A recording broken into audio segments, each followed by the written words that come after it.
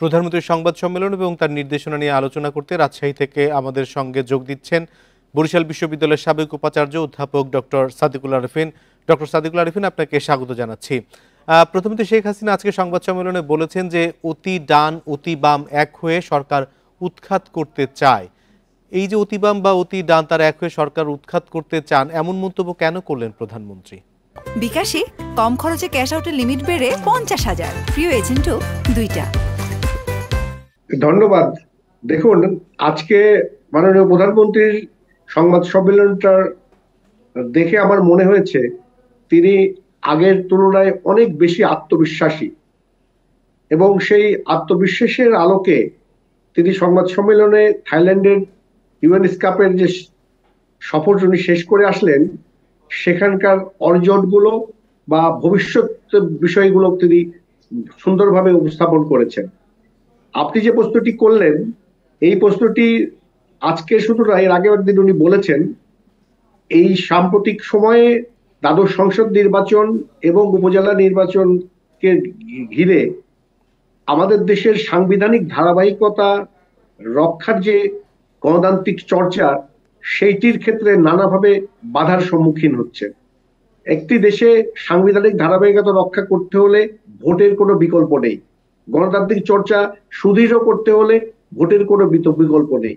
কিন্তু আমরা কি দেখেছি যে দ্বাদশ সংসদ নির্বাচনে বিএনপি সহ কিছু সমমনা দল তারা ভোট বর্জন তো শুধু করেইনি, ভোটকে বাধা দেওয়ার জন্য, ভোটকে যাতে ভোট কেন্দ্রে না যাওয়ার জন্য তারা ক্যাম্পেইন করেছে।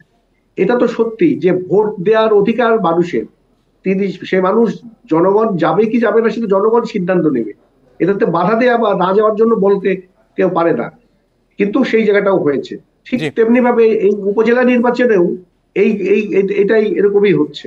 তো সেই জায়গাটা থেকে আমি মনে করি যে সাংবিধানিক ধারাবাহিকতা এবং গণতান্ত্রিক চর্চাকে সুদৃঢ় করার জন্য যে ষড়যন্ত্র বা যে ধরনের উনি নিশ্চয়ই কোনো ইঙ্গিত পাচ্ছেন, এবং সেই জন্য উনি আগে ভাগেই জনগণকে এবং সকলকে সচেতন করার জন্য এই কথাটি বলেছেন। এবং একই সঙ্গে প্রধানমন্ত্রী প্রশ্ন তুলেছেন যে যারা সরকার উৎখাত করতে চায় তারা আবার স্পষ্ট করে বলতেও পারছেন না যে তারপরে কে আসবেন। তিনি বলেছেন যে তারপরে কারা আসবেন, কে আসবেন। তাহলে কি দেশে কোনো উপযুক্ত নেতা নেই, নাকি সমস্যাটা কোথায় সেটা একটু জানতে চাই। কথাটা ব্যাখ্যাটা ওইভাবে উনি বলেননি। আমার যেটা বিশ্লেষণ, উনি বলতে চেয়েছেন যাতে গণতান্ত্রিক প্রক্রিয়ায় নির্বাচন তো হতে হবে, তো একজন একটা নির্বাচিত সরকারকে উৎখাত করার প্রক্রিয়াটা কি?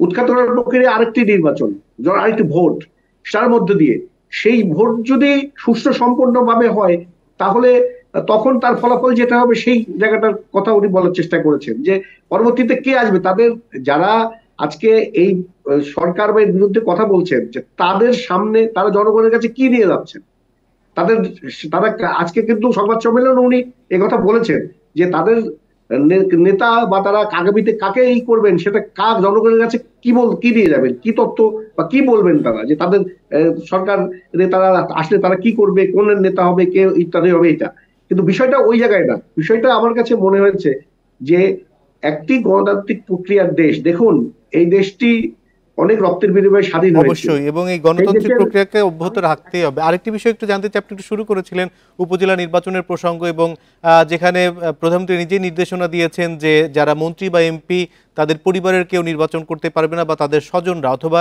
তাদের এই নির্বাচনে তাদের প্রভাবের বলয়ের বাইরে যে নির্বাচনটিকে যাতে ওপেনভাবে সবাই ভালোভাবে করতে পারে সেই নির্দেশনা দিয়েছেন। কিন্তু সেই নির্দেশনাও তার দলের অনেকে মানছেন না। কেন মানছেন না? এই জায়গাটায় তিনি নির্দেশনা যেভাবে দিয়েছেন সেই নির্দেশনার আলোকে দেখা গেছে যে প্রথম ধাপে এবং দ্বিতীয় ধাপে প্রায় 38 জন মতো এরকম প্রার্থী আছে। তবে এই প্রার্থীর মধ্যে সরাসরি এমপি বা মন্ত্রীর ছেলে, সন্তান, স্ত্রী বা ভাই এরকম কতজন আছে এইটা একটু তারা অবজারভেশনে রাখছেন। তবে আমি মনে করি এই মন্ত্রী, এমপি বা প্রভাবশালীদের প্রভাব মুক্ত করে নির্বাচন করার ক্ষেত্রে নির্বাচন কমিশনের যে নির্বাচন বিধি আছে, নির্বাচনের আচরণ বিধি, সেইটাকে যদি কঠোরভাবে নিশ্চিত করতে পারে নির্বাচন কমিশন এবং প্রশাসন, তাহলে কিন্তু এটাকে প্রভাব মুক্ত করা সম্ভব। হ্যাঁ, আপনি বলতে পারেন তারপরেও যারা আওয়ামী লীগের সরকার বা ইত্যাদি তাদের তো আছেই, কিন্তু আপনি খেয়াল করে দেখুন কুমিল্লাতে যখন কুমিল্লা সিটি কর্পোরেশন নির্বাচন হয়েছিল তখন এক এমপির অবস্থানকে নিয়ে কিন্তু অনেক তোলপাড় কথাবার্তা হয়েছিল। আমি এই ক্ষেত্রে বলবো, আমাদের আওয়ামী লীগের এবং সভানেত্রী বা তারা আওয়ামী লীগের হাইকমান্ড তারা একটা নির্দেশনা দিয়েছেন, তাদের নির্বাচনী কৌশল অনুযায়ী তারা তাদের মতো করে বলছেন। আমি একজন